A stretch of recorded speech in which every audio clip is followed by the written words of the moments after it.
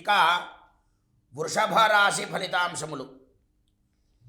కృత్తికా నక్షత్రం 2, 3, 4 పాదములు, రోహిణీ నక్షత్రం 1, 2, 3, 4 పాదములు, మృగశిర నక్షత్రం 1, 2 పాదములు వృషభ రాశి కిందికి వస్తాయి. ఆదాయం 5, వ్యయం 14.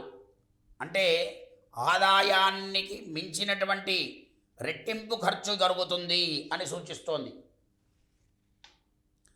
రాజపూజ్యం 5, అవమానం 4.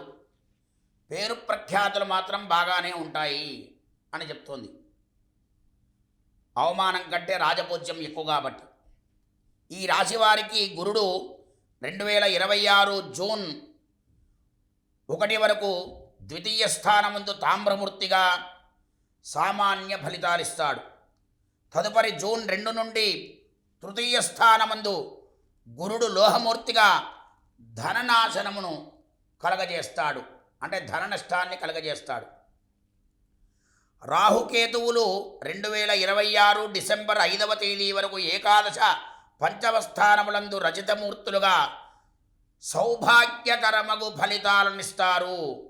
ఆ తదుపరి డిసెంబర్ 6వ తేదీ నుండి దశమ చతుర్థ స్థానములందు సువర్ణమూర్తులుగాను సర్వ సౌఖ్యాలను సుఖభోగాలను అనుభవించడానికి దోహదపడుతుంది.